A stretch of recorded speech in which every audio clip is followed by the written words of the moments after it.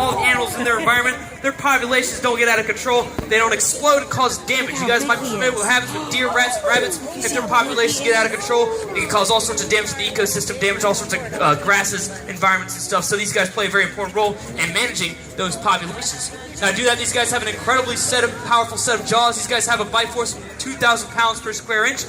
That's strong enough that if you put a cinder block inside of an alligator's mouth, it's going to crush it to dust effortlessly. Put that in perspective, we have a grip with about 40 pounds per square inch, and we bite with about 100 pounds per square inch. So their bite force is easily 20 times that of ours. Now the reason why they need such a strong bite force is because these guys will go for pretty long periods of time without seeing a single bite of food, so they need to make sure when the opportunity arises for them to grab food, it's not going to escape from their mouth. So to help complement this bite force, these guys have about 80 sharp cone-shaped teeth. These teeth are replaced constantly throughout the alligator's lifetime. These guys go through about 3,000 teeth during their lifespan, which I would say is about 40 years in the wild and up to 80 years in captivity. Now these teeth are hollow on the inside. They're kind of stacked like ice cream cones or party hats. If you guys ever bought a box of ice cream cones, party hats, stuff like that, they're hollow. They're stacked up inside of each other. It's the same deal with these guys' teeth. So if you pulled any one of those teeth out, there's going to be a small one there ready to replace it, ready to do its job and hold on to prey. Now you might be wondering what I'm feeding these alligators. This is actually raw, rotten chicken. Now you might be thinking, Jimmy, you monster, why would you be feeding these poor gators this nasty, rotten food? Well, this is actually what they prefer in the wild for a number of reasons. One, this stuff is very easy to track down. This stuff gives off a pretty nasty smell. You guys aren't over here, but this stuff smells awful. But to an alligator, it pretty much smells like an all-you-can-eat buffet. Their sense of smell is strong enough that they can detect this food from up to a mile away. They can follow it to its trail, and then just drag it into the water. That's another reason why they prefer this food, is because it's a lot easier to catch a dead chicken than a live one, so they'll just go after that dead chicken, grab it, pull it into the water, and they can just munch on that, as opposed to a live chicken where they have to go through all the work of being stealthy and trying to catch it, and trying to hold it down, and trying to keep it underwater, and trying to kill it and stuff. So it's a lot more effort to kill a chicken than obviously catch one that's already dead. Another reason why I prefer this stuff is very gooey, very mushy. It's very degraded. Pretty much all that bacteria stuff has been working and doing the digestive process for the alligator. This is another reason why they prefer it. It's because it's pretty much already digested for them. They don't have to work nearly as hard to digest this food. So, as opposed to a fresh kill where the meat is a little bit tougher, it's a little bit more harder for them to digest. They have to put a little bit more work into it. This stuff is pretty much digested for them, so it's very effortless as it goes through their system. They can go through their system a lot more smoothly than, say, a fresh kill.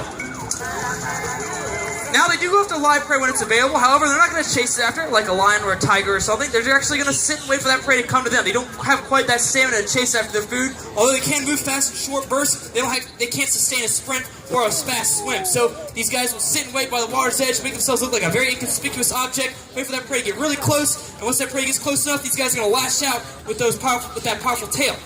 Now, that tail is strong enough to accelerate the alligator from 0 to 20 miles per hour. They can launch out of the water, grab that food, and then just drag it to the water and hold it down there until it drowns. These guys can hold their breath for up to 2 hours during the summertime, so they have plenty of time to wait for that prey to drown.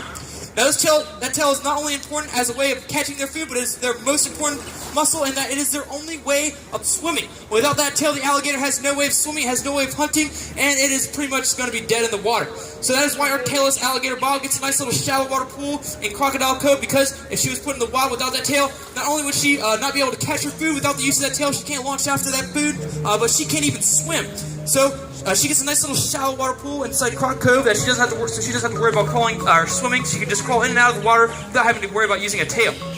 Now, Bob was actually born without her tail. It's a fairly common birth defect among alligators in the wild, but you're not going to see too many of them, because without that tail, they have no way of swimming and no way of hunting, so they have a 0% chance of survival without the use of that tail. Now, alligators are fairly social animals. You can tell these guys like to tolerate each other's presence for limited periods of time. They can be around each other for small periods, and to help communicate their emotions, they can actually make several vocalizations. These guys can actually hiss at each other, let them know when they're not comfortable with the alligator's presence. If they want the alligator to move on or back off, or pretty much it works with any other animal, they give out a loud hiss to let them know that they should probably back off before the alligator starts getting aggressive. It's a warning to let them know that the alligator can no longer tolerate their presence and they need to move on. They can also bellow during the mating season. Bellowing is very loud, very low noise. You almost feel it more than you hear it. Bellowing is pretty much a demonstration by male alligators to expose how big they are. Big male alligators let out a huge bellow to let other male alligators know that they should probably back off out of their territory before things start getting violent. They'll use that bellow also to attract females. Now, to us, bellowing sounds very scary, very loud, very low. It sounds like a lion's roar, but to a female alligator, it pretty much sounds like a Justin Timberlake concert. So they'll come flocking to that male alligator, and if that female's receptive, she'll actually bellow back, let them know that she's ready to mate, and they'll mate and produce about 10 to 20 baby alligator eggs.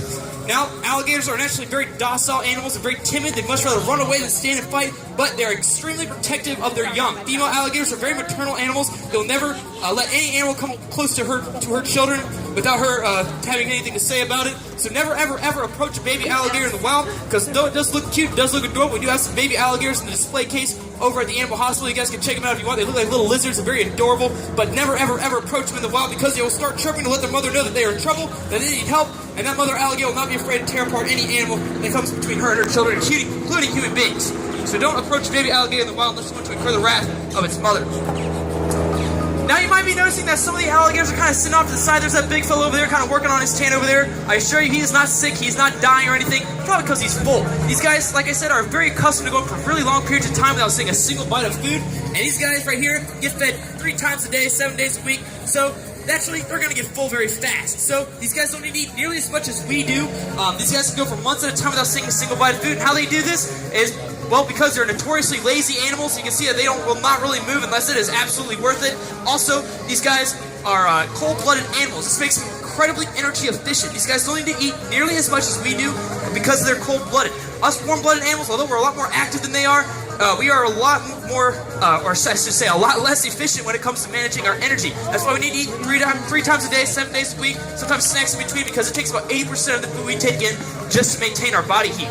Now, these guys rely on the sun to maintain their body heat for them, so these guys can go for months, sometimes a full year, without seeing a single bite of food. This big, chunky fella right here has enough fat reserves that could probably last him for a full year without seeing a single bite of food. Now, another way you can get an alligator to get aggressive with people is if you start feeding them in the wild like this. This does look like a lot of fun, and I assure you it is a lot of fun, but you cannot do this in the wild. You cannot imitate what I'm doing out in the wild, because these alligators, although they are naturally timid, very docile animals, they will start associating people with food. Alligator in the wild will start getting, if it gets fed by people, it's going to associate people with chicken, food, pretty much anything that it seems is a meal, and then it's going to start going to crowded areas and expect to get fed. Now, obviously, it's going to be really awkward if that alligator approaches someone expecting to get food, and that person doesn't have any food in their hand. Naturally, the alligator is going to get a little grouchy. So, for that sake, do not feed alligators in the wild, because they're going to get used to people, they're going to get dangerous, they're going to get aggressive, and if a police officer or park ranger catches you, it's a pretty hefty fine. Sometimes it can be over $600, depending on the size of the gator, possibly even jail time. And if that gator is over 6 feet long, it has to be put down, because an alligator that size that associates people with food is obviously an incredibly dangerous animal. So do not ever feed alligators in the wild like this. Now, we do have more than just alligators here in the park. You guys might have checked out Croc Cove. You got all sorts of crocodilians in there, everything from caimans, alligators, crocodiles, everything to the false Garo. You guys might have seen that big fella in the middle pool. He is a false Garo. He's an entirely different species of alligator, or an entirely different species of crocodilian. He's neither an alligator nor a crocodile. He's an entirely different species. You might notice that him and his girlfriend Sweet Pea have really long, skinny snouts. They are adapted to catch fish in the wild. That long, skinny snout is really good at whipping through the water, grabbing fish very quickly, and eating it very quickly as well.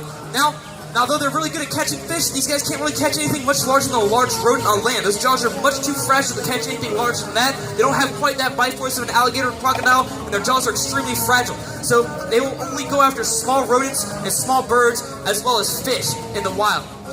Now, you might notice that Tommy, the big guy, he's the biggest guy in there. He's got a crooked-looking snout. I assure you, he is just fine. He is doing very well. Early on in his life, he had a calcium deficiency. He wasn't getting the right vitamins and minerals early on in his life. It caused his snout to grow a little crooked. But I assure you, he is eating just fine. You can easily tell that because he is really big. He's the largest false Garo in captivity in the world right now. He's pushing 17 feet long. They're about 1,700 pounds. He is a massive animal. Now, larger still, we have Utan, King of the Crocs. He is located right behind you guys over at front of the park next to Galapagos tortoises.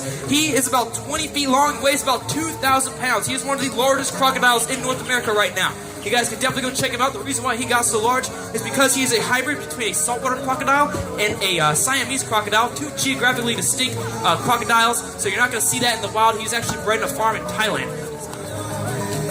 Now, I am down to my last 2 pieces of chicken, so I'm going to get a couple more good jumps out of these guys. If you guys haven't had the pleasure of checking out our photo booth, I definitely recommend you guys get a picture taken holding a baby alligator for a nominal fee. $20 the first picture, $10 for a picture after that. If you don't feel like shelling out the cash, you are more than welcome to check out our reptile handling show coming up at 12 o'clock. You guys get an opportunity to pet all sorts of cool reptiles, whatever the zookeeper brings out, as well as the opportunity to pet a baby alligator. So without further ado, I'm going to try and get a couple more good jumps out of these fellas. I got one more piece of chicken. I'm going to try and see who the hungriest alligator is. Alright, let's see who it is. How about you, fella? Ah, you can do better than that. Come on now. How about you, big guy? Put on a show for us. All right, that was just embarrassing. Seriously, come on now. Oh, you want it again? Come on. I know you got a good jump in you. All right, don't quit your day job, buddy. All right, come on. Come on, come on, come on. I know you guys are hungrier than that. Oh, man. He probably earned that one. I'm sorry. Let's try it again. Come on, one more jump. One more jump, big guy. Oh, no, it's all right. He's a smart animal. He'll find it. But that's all the chicken I have, so that ends my show. If you guys have any questions for me, my name is Jimmy. I'll be hanging out right over there in front of the albino alligator exhibits. I get paid by the hour, so ask as many questions you guys want. Beyond that, you guys